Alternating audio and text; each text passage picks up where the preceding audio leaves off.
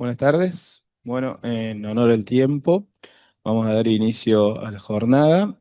Primero agradecerles a quienes están acá en el auditorio por su presencia y a los más de 30 conectados a que tenemos vía Zoom. Esta es una charla de un programa en el cual vamos a tener el agrado de contar con el profesor Salazar acerca del programa Piel en Alerta.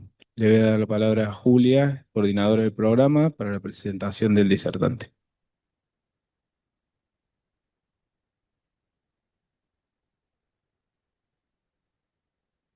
Buenas tardes a todos, quienes están acá presencialmente, quienes están conectados. Muchas gracias por la espera. Y bueno, vamos a dar inicio a la charla, como bien dijo el doctor Alba, del doctor Salazar. Muchas gracias nuevamente, doctor, por contar con su presencia. Voy a contarles un poquito del trabajo del... Perdón, ¿ahora me escuchan mejor? Ok. Bueno, voy a eh, contarles un poquito de la trayectoria del doctor Salazar y luego él les va a contar de su investigación. El doctor Flavio Salazar es profesor titular de la Facultad de Medicina de la Universidad de Chile y ex ministro de Ciencia, Tecnología, Conocimiento e Innovación de Chile. Formado en la Universidad de Uppsala y el Instituto Karolinska en Suecia, es doctor en ciencias médicas y un referente internacional en el campo de la inmunoterapia contra el cáncer. Desde su retorno a Chile, creó y lidera el programa disciplinario de inmunología del Instituto de Ciencias Biomédicas, donde desarrolló investigaciones pioneras sobre células dendríticas, comunicación intercelular e inmunogenicidad tumoral. Su grupo llevó adelante los primeros ensayos clínicos de inmunoterapia celular en Chile, incluyendo la vacuna TAPCELS, reconocida internacionalmente y protegida por patentes. El doctor Salazar ha publicado más de 80 artículos científicos en revistas de alto impacto. Ha formado a más de 15 doctores y numerosos investigadores jóvenes y participa activamente en redes internacionales de colaboración en inmunología y biomedicina.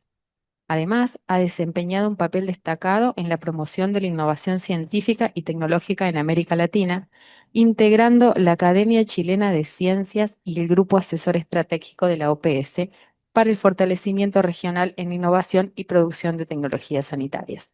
Es un honor contar hoy con su presencia y lo invitamos a compartir su presentación titulada Vacunas contra el cáncer desde el laboratorio a la innovación internacional.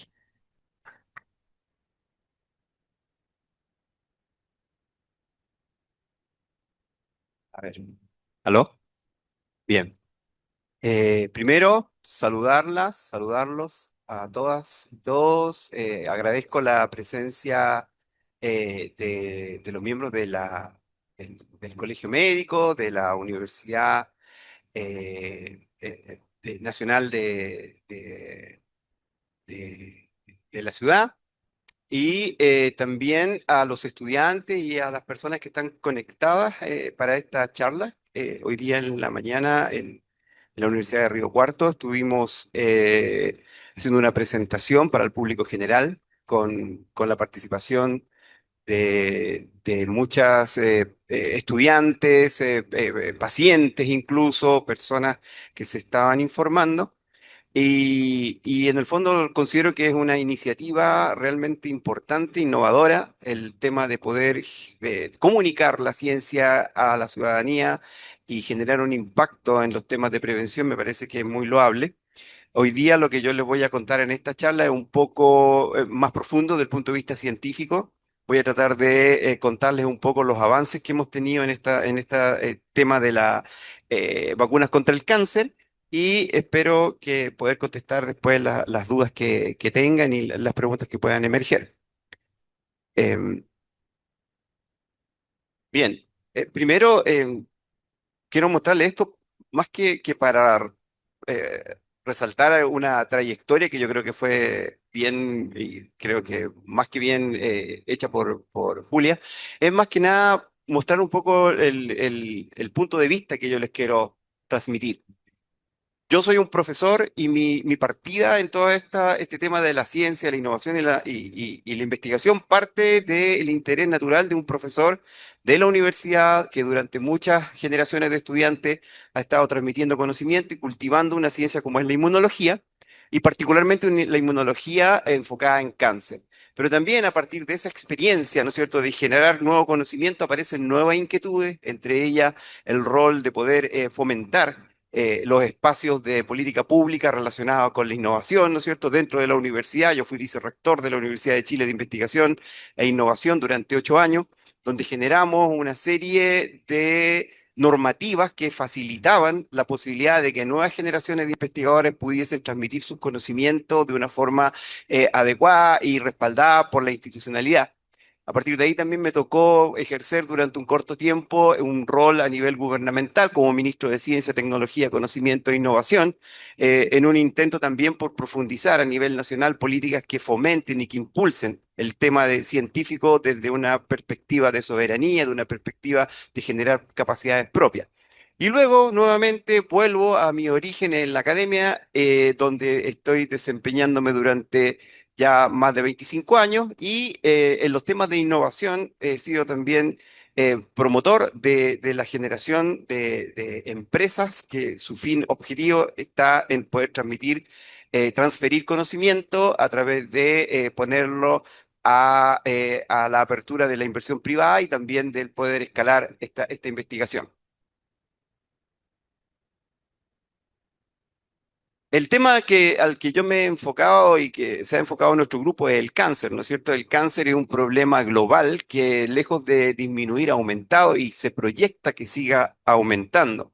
Ustedes pueden ver que para el 2040 se espera un aumento bastante importante y el número de tanto de incidencia, que es casi 20 millones anuales, y las muertes, que son casi 10 millones a nivel mundial, hablan de que es un problema no solamente de salud pública, sino que es un problema social. En Chile nosotros tenemos el cáncer es la principal causa de muerte. 33% de las muertes de los chilenos se debe al cáncer y un 31% la segunda causa de muerte a enfermedades cardiovasculares. Además de la mortalidad que genera el cáncer, también está la cantidad de años que se pierden por muertes prematuras y el cáncer es una de las causas también principales de este fenómeno.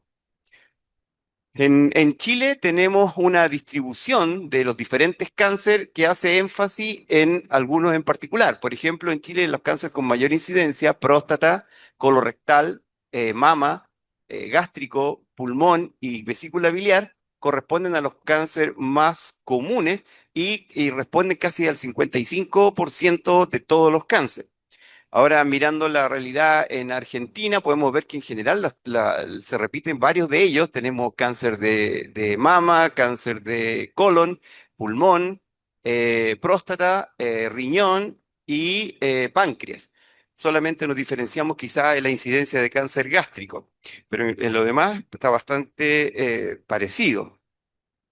Ahora, el tema está en que en la mañana hicimos mucho énfasis en los temas de los factores de riesgo, ¿no es cierto?, que tienen que ver con el consumo de tabaco, el alcohol, la obesidad, los aspectos ambientales, las infecciones. Pero hoy día vamos a enfocarnos más en nuestra perspectiva, que es la relación entre el sistema inmune, que todos nosotros entendemos como un sistema para defendernos de las agresiones externas, y el cáncer. Esta relación no es nueva, es bastante antigua. Los primeros pasos se dieron a finales del siglo XIX, a principios del siglo XX, donde un médico norteamericano, William Bradley Cooley, hizo las primeras, digamos, intervenciones en individuos que habían tenido heridas de guerra y que con ciertas infecciones. Él observó que muchas veces estas infecciones causaban la regresión de algunos tumores, o sea, algunos tumores desaparecían, y comenzó a estudiar la posibilidad de transferir algunos elementos, algunas toxinas, e inyectarle a los tumores para ver ciertas regresiones, y así lo hizo. O sea, se empezaron a establecer por primera vez elementos que correlacionaban una potencial inflamación con la desaparición del cáncer. Ahora, esto fue en paralelo con grandes descubrimientos relacionados con la quimioterapia y con la radioterapia, ¿no es cierto? Los temas de la radiación, Marie Curie, y todo eso, el uso de eso concentró mucho del interés y el tema del sistema inmune y su relación pasó a un segundo plano hasta el año más o menos mitad del siglo XX, los años 50, donde se establecieron los primeros modelos de animales con ratones principalmente, donde se pudo hacer trasplantes de tumor y estudiar la relación entre las capacidades de generar inmunidad y el crecimiento o no de los tumores. Durante varias décadas, a partir de ahí, se hicieron progresos, se descubrieron citoquinas, se descubrieron subtipos celulares, se descubrieron interacciones, antígenos, y eso fue creando la visión que hoy día tenemos de la respuesta inmune y el cáncer, y permitió entonces el desarrollo de una nueva manera de tratamiento para el cáncer, que es la inmunoterapia, ¿no es cierto? Y la inmunoterapia, si bien es cierto como concepto, empieza desde el momento que se establece la relación entre sistema inmune y cáncer. Los avances más importantes comenzaron a partir de los años finales de los 80, principios de los 90, donde se empezó a hacer las primeras terapias con interleuquina 2 recombinante o con células transferidas del linfocitos, que no tuvieron mucho éxito, pero sí permitieron aprender mucho respecto a la relación entre el sistema inmune y el cáncer. Ahora, en algún momento tenía que venir el éxito principal y eso ocurrió más o menos en la primera década del siglo XXI, en el 2011. Se aprobaron las primeras inmunoterapias contra el cáncer que están relacionadas con los anti-checkpoint, que son interacciones celulares que controlan la relación entre respuesta inmune y autoinmunidad. Por lo tanto, el descubrimiento de estos contactos y su inhibición permitió que se generaran estrategias inmunoterapéuticas que hoy día son utilizadas en muchos tipos de cáncer. Además, alcanzó mucho auge porque durante esa época, tanto el 2012, Ralph Steinman, perdón, el 2011, Ralph Steinman, como el 2018, James Allison y Kazuko Honjo hicieron contribuciones importantísimas a la comprensión de la respuesta inmune a través del descubrimiento de las células dendríticas de Steinman y a través de los anti-checkpoint de Kazuko y de James Allison, se pudo establecer, ¿no es cierto?, las bases de lo que hoy día conocemos dentro de la clínica como inmunoterapia y que son las terapias anti-checkpoint, antipunto de chequeos. En general, hoy día se utiliza no solamente para melanoma, también para varios otros tipos de cáncer, donde la utilización de estos anti-checkpoint genera un aumento en la sobrevida de los pacientes que es bastante significativo. Hoy día, estas terapias inmunológicas constituyen la primera línea de tratamiento para varios tumores sólidos, como el melanoma, por ejemplo, también usaban cáncer renal y otros tipos de cáncer. Pero también ha servido para determinar que existe un grupo importante de pacientes, que es alrededor del 45%, casi la mitad, que no responde a estas terapias. Y esa no respuesta ha permitido que se esté investigando un poco cuál es la relación de los factores que inciden en que algunos pacientes respondan y otros no, y una de estas está relacionada con el tipo de tumor. Se han establecido que existen dos tipos de tumores, los tumores calientes, ¿no es cierto?, que están altamente infiltrados por células del sistema inmune, principalmente linfocitos TSD8, pero también otras células como macrófagos tipo 1, células dendríticas y un montón de citoquinas proinflamatorias, y los pacientes con tumores fríos, que en general no están tan infiltrados o están infiltrados por células más bien reguladoras, con citoquinas inhibidoras y con células que impiden, ¿no es cierto?, la destrucción del tumor y en ese sentido evitan que estas terapias puedan funcionar. Eh, por otra parte, también se han desarrollado otras tecnologías bastante en auge, como son la transferencia de linfocitos, los llamados CAR-T, que consisten en sacar sangre, linfocitos de los pacientes, transformarlos con una serie de vectores que le otorgan la presencia de ciertos receptores contra los tumores, su cultivo, su selección y luego su reinyección en los pacientes, previo a una inmunosupresión necesaria para resetear el sistema y permitir espacio y efectividad de las células que se colocan. Ahora, estas terapias han tenido bastante éxito, principalmente en enfermedades tumorales hematopoyéticas, como linfoma, leucemia, pero no necesariamente en los cánceres de tumores sólidos.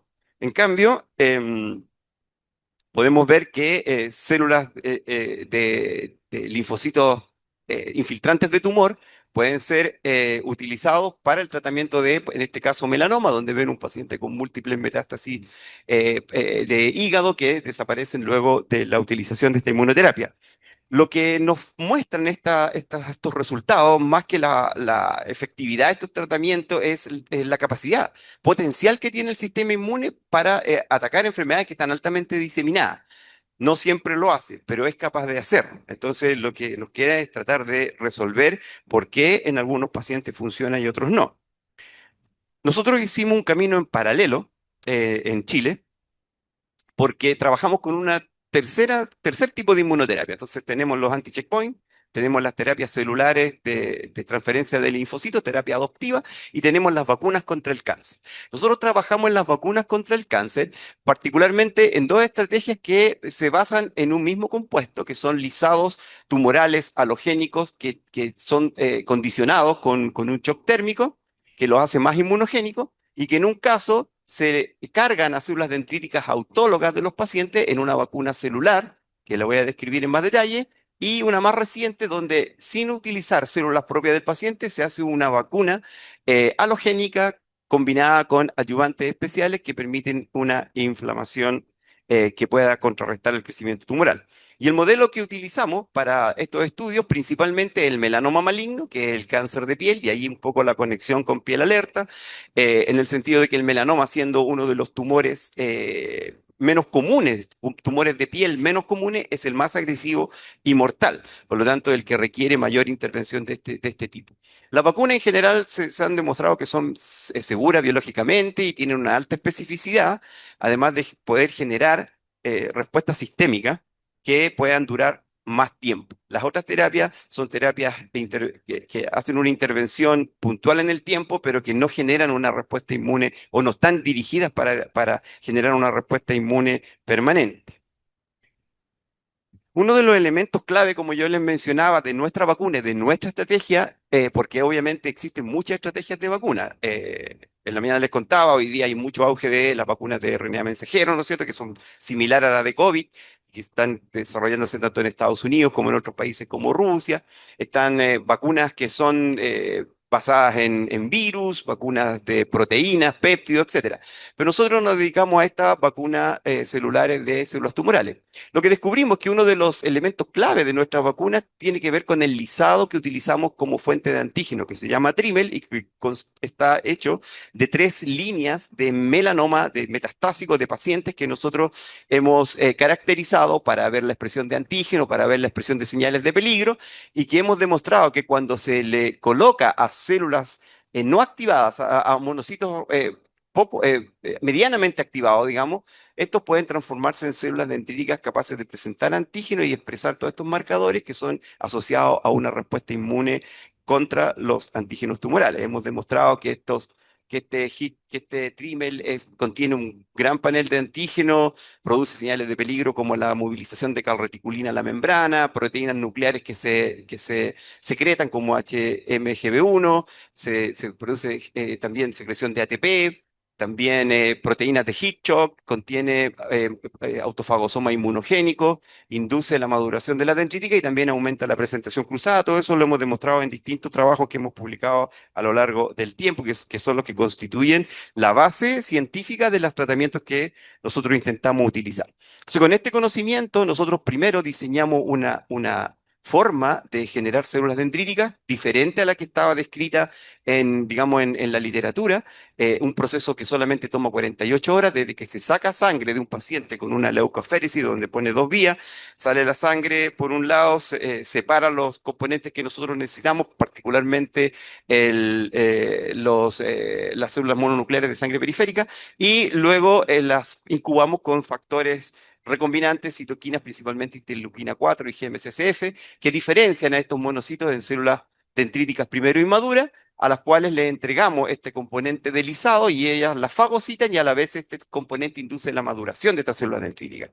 Cuando logramos la maduración y su caracterización, nosotros podemos congelar estas células, dosificarlas y entregársela a los pacientes en un estudio clínico, en varios estudios clínicos, en conjunto con adyuvantes, en 4 dosis, con un intervalo de 10 días, 20 días, 50 días y luego un mes después de la última dosis, un ensayo con inyección de antígenos para ver esta reacción, que es una reacción de hipersensibilidad tipo 4, un DTH, que expresa memoria inmunológica contra los antígenos tumorales. Entonces, con esta metodología nosotros hicimos dos estudios fase 1 y un estudio fase 2, que involucramos cerca de 150 pacientes que fueron reportados varias revistas como el Journal of Clinical Oncology, el Clinical Cancer Research y otras revistas de interés internacional. Esto se hizo con un equipo clínico del Hospital de la Universidad de Chile, compuesto por varios oncólogos y especialistas en inmunología y otras áreas.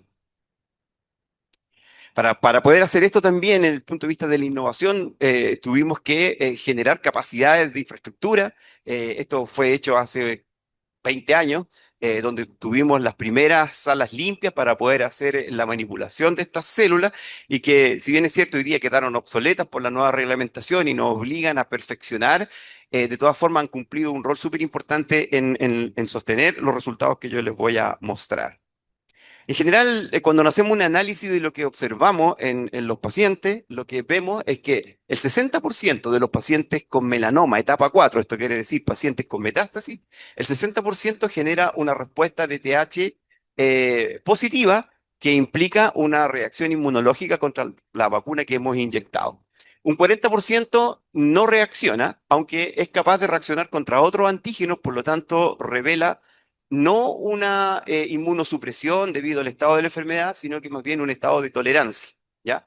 También hicimos estudios para poder entender un poco esta respuesta y está relacionada principalmente con el equilibrio entre el tumor y el sistema inmune en el momento de la vacunación, la presencia de células reguladoras, algunos polimorfismos y algunos otros elementos relacionados a las características propias del tumor. Estos DTH reflejan claramente una inmunidad de memoria porque está constituida, cuando sacamos una pequeña biopsia vemos que son CD4, CD8, son linfocitos T, que son CD45 Rho positivo, quiere decir que son células de memoria. Lo interesante del punto de vista clínico es que los pacientes, cuando analizamos separadamente los DTH positivos con los DTH negativos, podemos ver que los pacientes DTH positivos tienen una mediana de sobrevida cercana a los 36 meses, esto quiere decir 4 veces más que los pacientes DTH negativos y los pacientes que históricamente han sido tratados en esa época, cuando no existían las inmunoterapias y el tratamiento era de carbazina y algunos de interferón. Esto también nos permitió hacer evaluaciones respecto a los impactos en las, digamos, efectos colaterales y pudimos observar que en general estas vacunas son bastante seguras porque solamente generan efectos de tipo 1 y 2, que son bastante leves y tolerables en estos tipos de pacientes que son altamente, digamos, con una carga tumoral bastante alta. Y en general lo que vemos son reacciones similares a las que uno ve con cualquier tipo de intervención de vacuna, o sea, una inflamación local, eritema, fiebre en algunos pacientes, pero no más que eso. Por lo tanto, es una terapia que se ha demostrado muy, muy segura, además de tener efectos que son importantes para los pacientes. Tanto es así que recientemente, el año pasado, hicimos una evaluación del estado de los pacientes que habíamos tratado durante los últimos 20 años prácticamente, con una mediana de seguimiento de más de 15 años, y pudimos observar que en general, de todos los pacientes que tratamos, que respondieron o no, tenemos un 27% de estos pacientes con melanoma que tuvieron una sobrevida mayor de 5 años, y los cuales están concentrados en los pacientes que son de TH positivo, donde tenemos que hay un 38, casi un 40% de los pacientes que eran metastásicos etapa 4, que lograron sobrevivir más de 5 años. Y esta correlación entre la respuesta inmune se ve claramente a nivel temporal, donde podemos ver lo gris corresponden a los pacientes de TH positivo y lo negro a los de TH negativo. Los que tienen mayor sobrevida son los de TH positivo. Esto ha tenido un impacto no solamente desde el punto de vista estadístico, del punto de vista de la investigación, sino que ha servido como un elemento de generar, digamos, impacto social, porque estos números corresponden a una cincuentena de pacientes que en el fondo no tenían otra alternativa terapéutica y que de alguna forma prolongaron su vida y algunos incluso permanecen en cierta medida curados. También hicimos una transferencia de este conocimiento cambiando el componente de los lisados a lisado de próstata. Hicimos estudios en pacientes con cáncer prostático resistente a la castración, o sea, pacientes que ya han sido castrados hormonalmente y que después de haber respondido durante un tiempo determinado, vuelven a tener una recaída. Esos pacientes también los tratamos con el mismo protocolo, cambiando los antígenos, incluyendo antígenos tumorales derivados del cáncer prostático. Y lo que vimos ahí fue, desde el punto de vista de la reacción inmunológica, bastante similar, 60% respondió. También hubo respuestas inmunes detectadas en sangre periférica contra antígenos tumorales, pero quizás lo más interesante son el tema de la expresión del antígeno prostático soluble, ¿no es cierto? El PSA, que es un marcador del crecimiento tumoral y que ustedes pueden ver que el tiempo de duplicación incluso disminuye en un gran número de pacientes respondedores, aunque obviamente no en todos. Entonces, es una forma bioquímica de poder seguir el efecto de una vacuna. Del punto de vista teórico, uno pudiese transferir este conocimiento a otro tipo de cáncer. Nosotros hemos probado en el laboratorio con lisados humanos la posibilidad de activar células dendríticas con células de cáncer ovárico, con células de cáncer de colon, con células de cáncer de vesícula biliar. Pero no hemos podido realizar estudios clínicos aún porque, como les decía, hoy día tenemos una exigencia regulatoria que nos han hecho generar una pausa para poder establecer nueva infraestructura que nos permita retomar estudios de este tipo. Pero desde el punto de vista teórico es bastante posible transferir a otro tipo de cáncer. Con esto nosotros tenemos esta terapia adyuvante, ¿no es cierto? Las TAP-cell, Tumor Antigen Presenting Cells, células presentadoras de antígenos tumorales, que son células autólogas, o sea, similar a las células dendríticas, y que, como decía, ha involucrado el tratamiento hoy día ya de casi 350 pacientes de melanoma y un grupo bastante también importante de pacientes con cáncer prostático.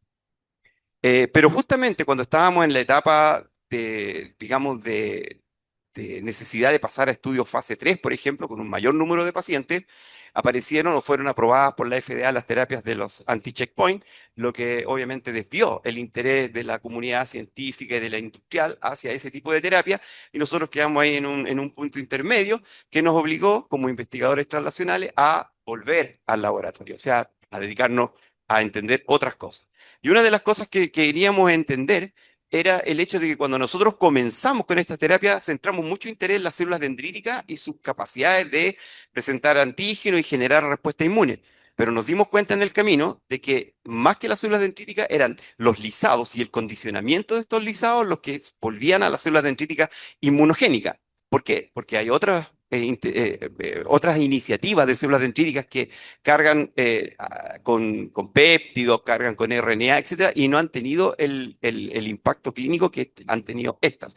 Por lo tanto, nos concentramos en el lisado, principalmente en el lisado Trimel, que es un lisado humano, y que combinamos con un lisado de células tumorales del ratón, de un melanoma de ratón, y con un adyuvante obtenido de un molusco chileno que se llama el loco, que es concholepas, que tiene una macroproteína que es altamente inmunogénica y que había sido desarrollado por una empresa en Chile y que nos permite entonces hacer esta combinación de una nueva vacuna que hemos denominado Liselvax, Trimelvax para melanomas, porque contiene Trimel, y lo que hicimos fue vacunar ratones, desafiarlos con tumores y mirar la respuesta inmune celular, los anticuerpos, el crecimiento de los tumores y el microambiente tumoral en un modelo de animales. En este contexto, entonces, tenemos resultados que son bien impresionantes desde el punto de vista incluso de tratamientos que son terapéuticos, porque primero hacemos el desafío con el tumor y luego vacunamos y nosotros podemos ver que solamente la vacuna Trimelvax, que contiene todos los componentes, es capaz de reducir el crecimiento tumoral, mientras que los controles, ya sea ayudante solo, lisado sin heat shock, u otro tipo de combinaciones, no son capaces de detener el crecimiento tumoral que se refleja aquí también en esta fotografía, pero también cuando uno mira el sistema de metástasis, que puede ver acá tanto en el control como en la vacuna incompleta, se produce una mayor cantidad de estos nódulos de melanoma. En cambio, en la vacuna nuestra, al igual que el anti-PD1, logra inhibir el crecimiento, o sea, la metástasis tumoral. Entonces, en general, nosotros tenemos ya mucha evidencia de que esta vacuna, por lo menos en el modelo murino, genera una respuesta inmune protectora y que también puede ser combinada con los anticuerpos anti-PD1. Si ustedes ven en este sentido, la respuesta con Trimelvax y PD1 es bastante interesante, pero si hacemos una combinación intercalada de vacuna más PD1, se ve una inhibición mucho más grande y una sobrevida también mayor de los animales. Un elemento bien interesante del microambiente tumoral, y es lo que yo les mencionaba respecto al tema de los tumores fríos y calientes, es que solamente nuestra vacuna y no el anti-PD1 puede revertir y generar tumores altamente infiltrados con linfocitos T, tanto CD3 como CD8, entonces el CD8. Acá está la vacuna, o sea, el PBS, el anti-PD1, no genera infiltración de CD8. Luego el Trimel y el Trimel más el PD1 y generan entonces una alta infiltración del linfocitos TD8. Además, cuando caracterizamos esos CD8, nos damos cuenta que solamente la vacuna Trimel genera la infiltración con linfocitos que son efectores y que no están exhaustos. Ustedes saben, la exhaustividad es un problema que tienen los linfocitos que al estar crónicamente actuando comienzan a debilitarse, pero tienen marcadores que lo identifican y podemos ver que nuestra vacuna genera una restablecimiento de la respuesta inmune. Por lo tanto, teóricamente se cumple un poco la idea de lo que nosotros estábamos conversando de revertir los tumores fríos a tumores calientes. Eh, un elemento y una pregunta que nos hicimos, ya más mecanística, tiene que ver con el rol que estas vacunas producen en la respuesta inmunológica en los animales. Particularmente, nosotros sabemos que la vacuna funciona desde el día que se inyecta y luego el efecto se va a ver 18 días después en este modelo animal cuando se desata toda la respuesta inmune. Pero queríamos entender los elementos que condicionan que la vacuna completa genere una respuesta y no los otros controles. Por lo tanto, hicimos un estudio en el cual utilizamos un modelo distinto donde vacunamos no en el lomo del animalito, sino que vacunamos en el cojinete plantar. Y eso permite establecer el microambiente de la inyección para poder determinar qué citoquina o qué células están involucradas. Y también se puede estudiar el ganglio popliteo, que es el que drena y nos permite ver hacia dónde van las células. Entonces, con esta inyección, lo primero que hicimos fue tomar estos animalitos y vacunarlos, ya sea con PBS, la vacuna, o con otras vacunas que tienen efectos distintos, y luego analizar el componente primero de citoquinas con PCR, y pudimos observar que en la primera columna, que es esta, Strimmelbacks, existe una mayor cantidad de genes proinflamatorios que aumenta su expresión, tanto principalmente a las 6 horas, pero también a las 24 horas. Y si bien otras vacunas también despiertan algunos genes, en general, estos que están acá son altamente expresados en la vacuna contra la vacuna de Trimmelvax. Justamente estas quimioquinas, XL3, XL5, CCL3, CCL12, interleuquina 1 beta, etcétera, están muy relacionados al reclutamiento de células de la inmunidad innata. Por lo tanto, lo que hicimos fue analizar la respuesta de la inmunidad innata. Vimos primero que la vacuna nuestra genera una inflamación a las 24 horas mucho más grande que se puede ver, se puede medir, ¿no es cierto?,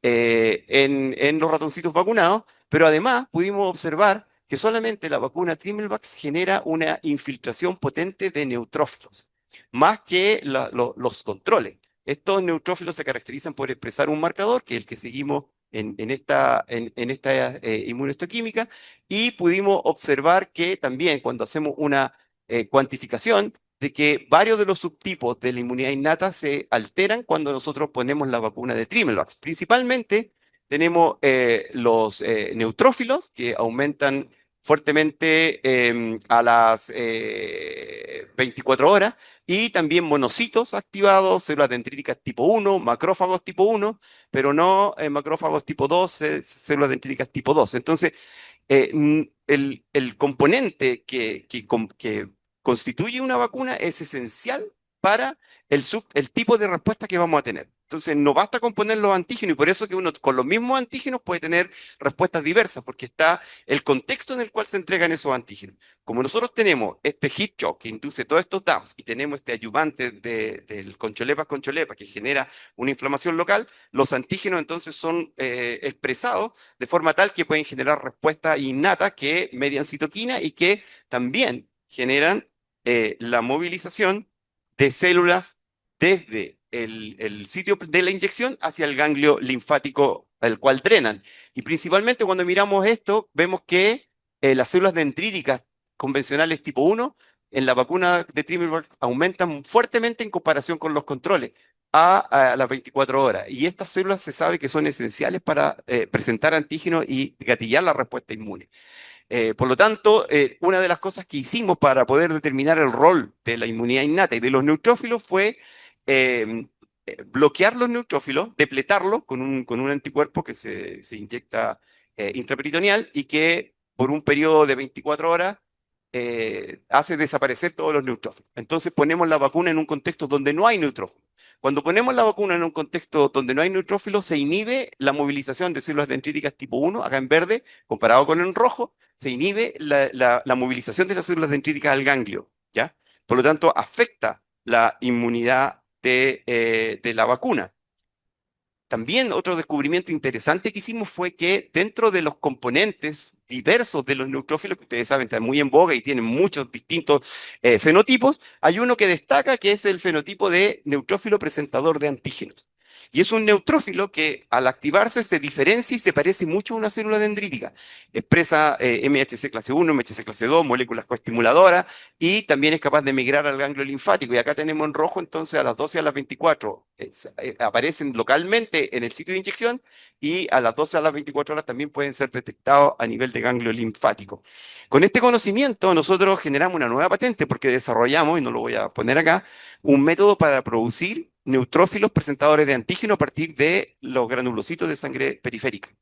Nosotros descartábamos los granulocitos en las TAPCEL, por ejemplo. Para hacer dendrítica utilizamos solamente el PBMC y los granulocitos los eliminamos, pero esta vez los recuperamos y sometimos a una serie de citoquinas y tratamientos con lisado-trimel y logramos proponer la existencia de neutrófilos presentadores de antígeno que en el fondo nos permite la combinación potencial futura entre los neutrófilos presentadores y las células dendríticas porque tienen diferencia en temas de citoquinas proinflamatorias que pueden ser sinérgicas.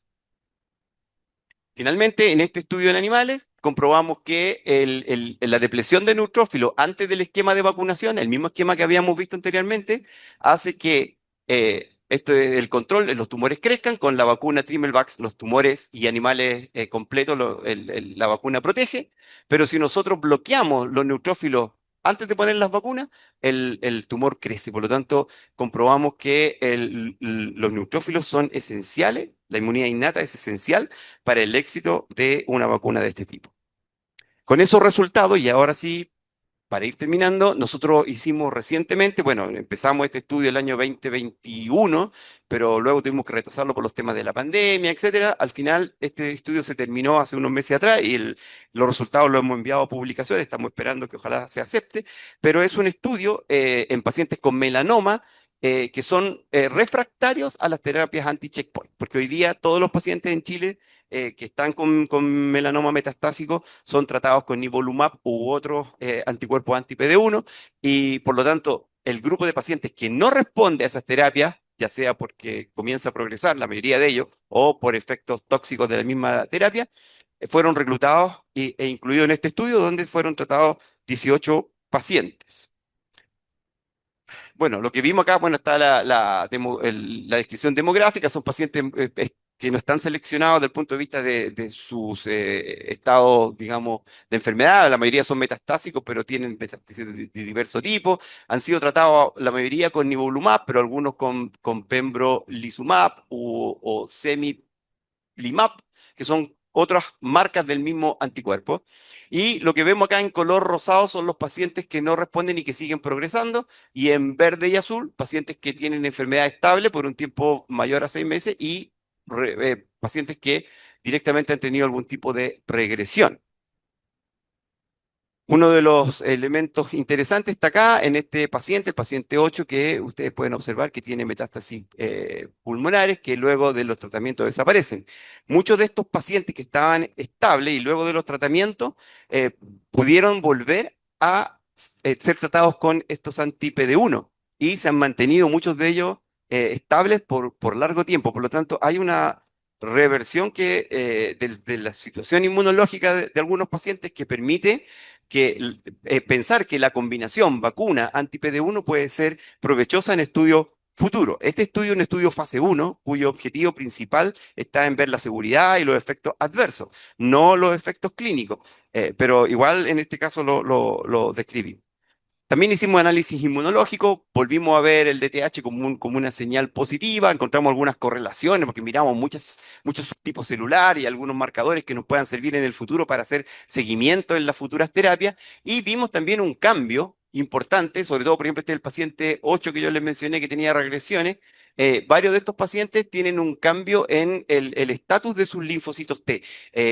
Hay linfocitos T que tienen mucha más granzima y perforina, o sea que son más citotóxicos, y hay otros que expresan marcadores de activación mucho más intensos, por lo tanto, estamos trabajando para establecer ahora en los próximos protocolos estos marcadores como marcadores de seguimiento. Desde el punto de vista de la seguridad, lo que vimos es que ningún paciente mostró efecto adverso de grados 4 o 5, pero varios pacientes, casi la mitad, presentó algún tipo de efecto adverso, o sea, un poco más alto que lo que habíamos visto con Tapsel. Y también vimos dos pacientes que tuvieron efecto grado 3 que nunca habíamos visto con los pacientes con las Tapsels. Probablemente esto no solo se deba, puede ser, bueno, esto es una especulación. También hay que tomar en consideración que estos pacientes ya venían siendo tratados con anti-checkpoint, por lo tanto, igual esa combinación puede hacer que la respuesta inmune sea más potente. Pero lo interesante es que a pesar de que requirieron suspensión del tratamiento, porque uno desarrolló hiperqueratinosis palmoplantar y otro un aumento en la enzima glutamil transpeptidasa, pero después del tratamiento de los médicos pudieron retomar y finalizar el esquema de vacunación. Ningún paciente requirió hospitalización ni sufrió secuelas funcionales y los restos de los efectos fueron de tipo 1 y 2. En ese sentido, nuestra nueva vacuna se llama Liselvax, ¿no es cierto? Y obviamente tenemos que pasar por estudios adicionales, queremos trabajar un poco otro tipo de cáncer, queremos probar en cáncer prostático, perdón, de colon, a pesar de que la evidencia hoy día con respecto de los checkpoints es que existen dos tipos de tumores de colon, los que tienen múltiples mutaciones satelitales, microsatelitales y los que no son mucho más resistentes a las inmunoterapias de ese tipo. Pero nosotros creemos que nuestra inmunoterapia tiene otro concepto, que es una generación de una nueva respuesta inmune. Por lo tanto, queremos ver si en ese tipo de pacientes puede producirse respuesta importante.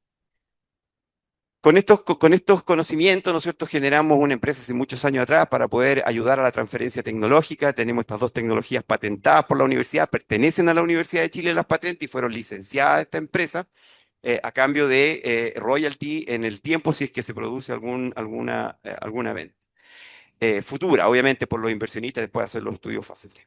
Ahora, desde el punto de vista de la transferencia tecnológica hay elementos también que son interesantes, quizás para poder industrializar nosotros tenemos que ser capaces de aumentar la capacidad de producir estos lisados, que los producimos más bien artesanalmente, los tumores son adherentes, por lo tanto los crecemos en botellas de cultivo, pero junto con la Facultad de Ingeniería de la Universidad de Chile hemos desarrollado metodologías para hacerlos crecer en reactores en suspensión y hemos sido exitosos porque logramos aumentar la producción cambiando factores, ¿no es cierto? Y siguiendo las necesidades metabólicas, de alimentación, etcétera, pudimos aumentar la eficiencia en el crecimiento y también garantizar el escalamiento de estos lisados para poder hacer estudios más grandes cuando lo requiera en el futuro.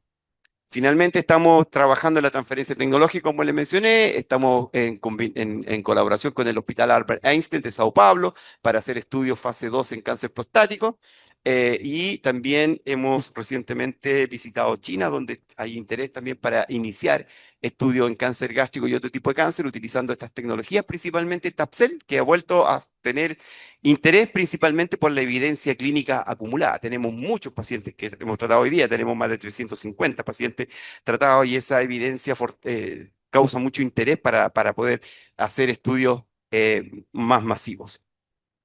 El problema está en que en Chile nuestra principal motivación es fortalecer las capacidades propias y ese era el objetivo desde que comenzamos, pero como les contaba, ha requerido mucho esfuerzo, principalmente por el tema del financiamiento, un financiamiento limitado.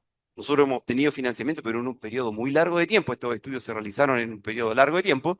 Pero además hoy día hay cierta incertidumbre desde el punto de vista regulatorio, porque existen nuevas reglas, pero no existe la capacidad todavía o la fluidez para poder transformar esas nuevas normativas en posibilidades de poder establecer una investigación más fluida, porque hay problemas entre ponernos de acuerdo entre la exigencia y las posibilidades reales que tienen países como los nuestros en vías de desarrollo de poder cumplir con estándares que muchas veces son exigidos para la grande industria farmacéutica, que es una de las principales después de la industria de armamento, la principal industria a nivel mundial. Entonces, ahí tiene que haber una flexibilidad, digamos, política que garantizando la seguridad de los pacientes, garantizando la reproducibilidad, también establezca metodologías que sean factibles de poder ser cumplidas por las iniciativas nacionales. Entonces estamos en eso, estamos trabajando, estamos construyendo un nuevo laboratorio que para que cumpla con toda esta exigencia que tiene que ver con los flujos de personas, los flujos de material, la calidad del aire, etcétera, un montón de elementos que hemos estado tratando de cumplir y estamos avanzando y esperamos que en el corto plazo, ojalá dentro de las próximas semanas, tengamos autorización para empezar la construcción de estos laboratorios. Otro elemento interesante, y bueno, esto ya más científico y que ponemos a disposición, nosotros tenemos en nuestra universidad una plataforma de análisis de citometría de flujo espectral, que es una tecnología de última generación que facilita mucho el análisis de subtipos celulares y puede medir múltiples marcadores simultáneamente y además de medirlos también puede aislar los subtipos celulares que nosotros necesitemos. Por lo tanto, yo lo pongo esto a disposición porque es una capacidad que excede las posibilidades que nosotros tenemos de poder darle el uso correspondiente. Entonces está abierto para la utilización de cualquier investigador que así lo desee, siempre y cuando pueda tener por lo menos los recursos para los reactivos, que también son bien exigentes, pues si uno quiere analizar muchos marcadores va a tener que comprar muchos marcadores. Pero el uso del equipo, eso no está cargado, es un uso que le damos desde el punto de vista del interés nacional. Y sirve para, bueno, hacer, ustedes saben, pues podemos hacer screening de perfiles inmunológicos de múltiples células o estudios del microambiente tumoral, o sea, hacer seguimiento de células, separaciones, etcétera, lo que ustedes estimen conveniente. Entonces, finalmente quiero contarles de que este es un trabajo que no ha sido de una sola persona, es un trabajo de un esfuerzo quizás nacional, porque aparte de las múltiples generaciones de profesionales que han pasado y se han formado en diferentes temporalidades en el Laboratorio de Inmunología Antitumoral, existe también una serie de alianzas con clínicos, con oncólogos, con especialistas en diversos tipos de cáncer que han generado una mirada multidisciplinaria a la que se suma también los ingenieros, ¿no es cierto? Como les mostré, ingenieros en producción, ingeniero de negocio, etcétera. O sea, hay múltiples esfuerzos que se tienen que hacer desde el punto de vista profesional para lograr tener impacto de este tipo. Y uno de los elementos clave es la cooperación. La cooperación internacional es fundamental, para nosotros lo ha sido. Hay momentos difíciles, hay momentos no tan difíciles, pero sobre todo en los momentos difíciles, cuando las situaciones nacionales son adversas para la investigación, la colaboración internacional puede significar, ¿no es cierto?, una resistencia y una expectativa de poder mejorar en el futuro. Para nosotros así lo ha sido en muchas etapas. Nosotros tenemos un resumen acá con muchas cosas buenas, pero también ha habido desilusiones, ha habido fracasos, proyectos que no ganamos, etcétera. Pero la interacción internacional yo creo que ha sido fundamental para poder avanzar en profundidad. Así que, bueno, le agradezco su atención y cualquier pregunta estoy dispuesto a responder.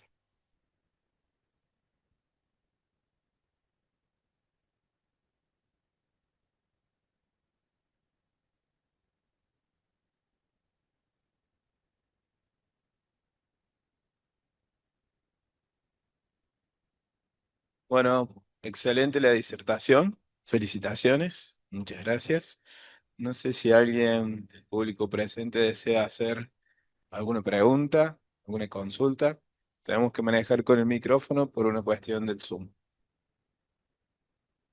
Bueno, excelente la presentación. Esta mañana tuve que salir, era rápida, pero bueno, ahora yo me pregunto si es factible hacer, no sé, porque esto es una vacuna y yo pienso que todas las vacunas me han puesto a mí cuando decía chica y dice, bueno, ahora viene el refuerzo, yo no sé si esto es factible.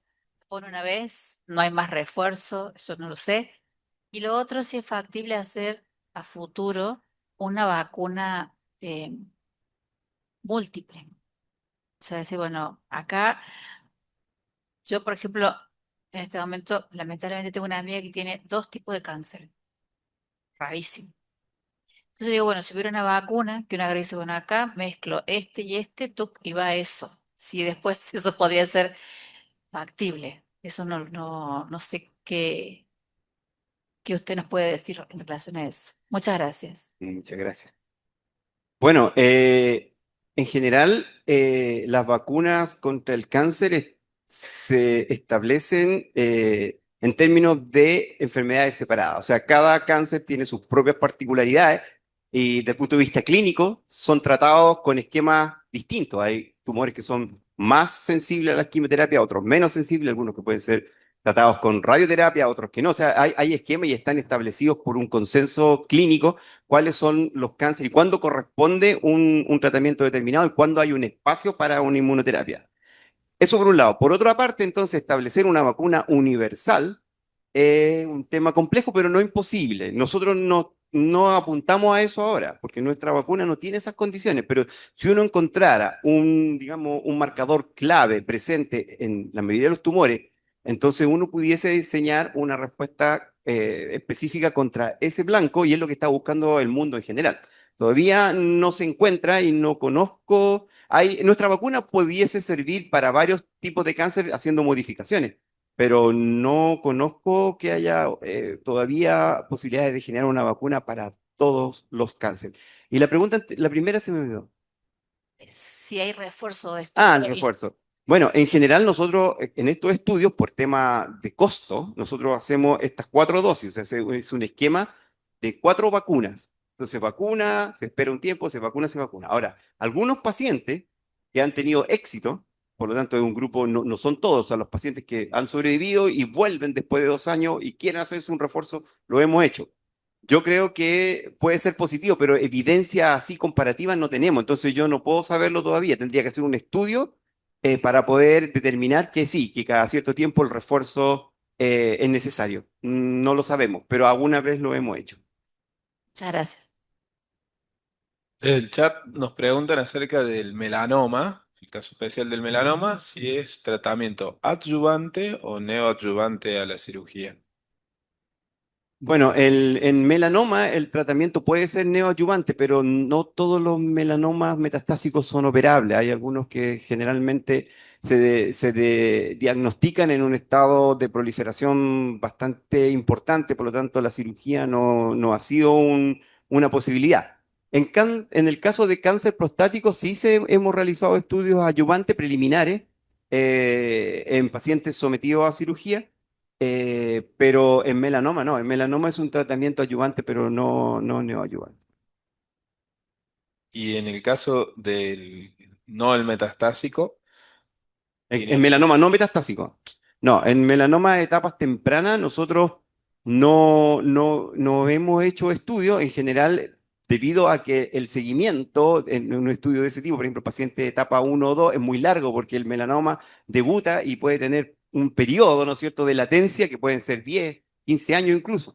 Entonces, hacer un estudio para ver el efecto tendríamos que esperar mucho tiempo. Ahora, en pacientes no metastásicos o en etapa 3C, pacientes que tienen ganglio infiltrado, más de 4 ganglios infiltrados, y son de altísimo riesgo porque el 80-90% de esos pacientes va a ser metástasis en un año, hemos hecho un grupo importante, un 10% de esos pacientes que estamos relatando acá, no están incluidos en la sobrevida, pero sí lo hemos estudiado en separado y lo hemos publicado. La tasa de recidiva disminuye a un 10%. O sea, en el fondo protege y creo yo, para mí, desde el punto de vista mecanístico, creo que son los pacientes que más se benefician. Entonces, el tratamiento con vacuna en pacientes que han sido operados o que no tienen carga tumoral presente, pudiese ser el que mayor beneficio debiese obtener. Pero tampoco lo tenemos sistematizado porque para eso hay que hacer estudios específicos para demostrarlo estadísticamente.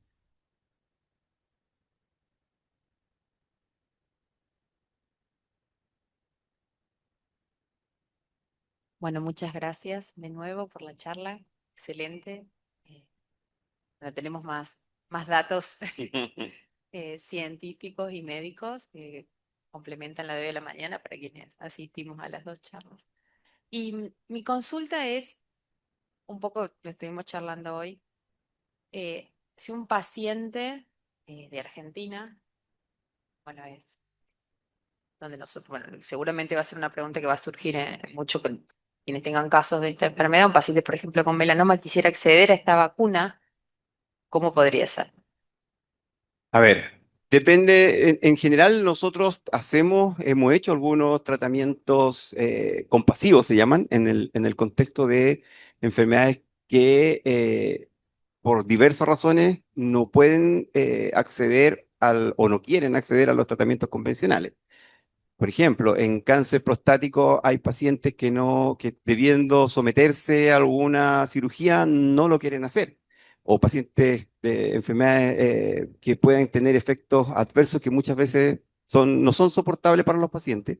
En esos casos hemos incluido algunos pacientes y en general hay un comité de oncólogos que están asociados a Oncobiomed y ellos evalúan estos casos y dan el visto bueno en forma privada, porque eso no está cubierto por la seguridad, digamos, estatal.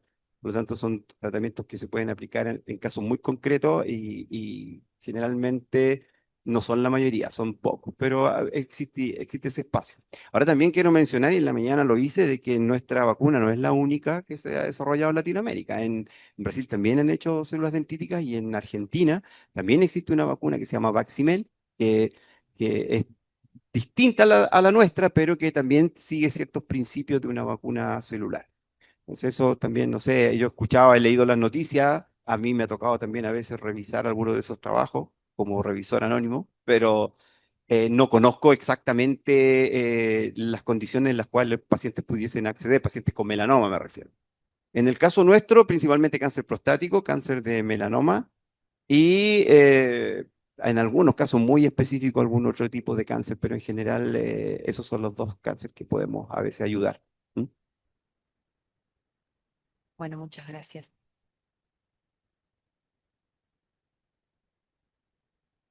Bueno, Nuevamente agradecerle. muchas gracias por su atención.